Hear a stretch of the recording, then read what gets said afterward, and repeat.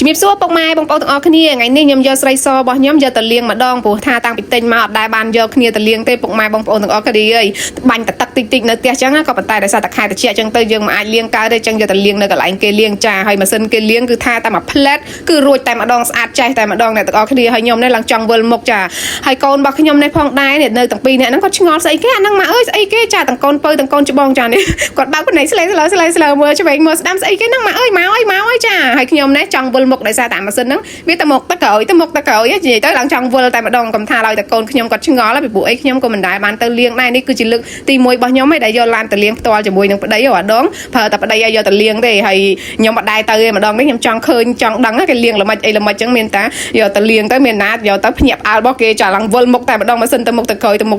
ហើយលាងហើយចឹងទៅក៏នាំគ្នាយកមកជូតចានៅកន្សែងជូតហើយកន្លែងខ្លះហ្នឹងទៅវាមានអាចចាធ្លាក់មកជូតអត់ជ្រះទេបងប្អូនទាំងអស់គ្នាឆ្កឹះយកដៃកញ្ចក់ឆ្កឹះតិចចឹងទៅបានវាជ្រះនិយាយទៅឡានពណ៌សពិបាកតែម្ដងគាត់ថាជាប់ស្អីតិចគឺថាពិបាកដោះតែម្ដងហើយនេះម៉ាស៊ីនបូមទូលីចាបងប្អូនបូមមួយផ្លែតអស់100 យ៉េន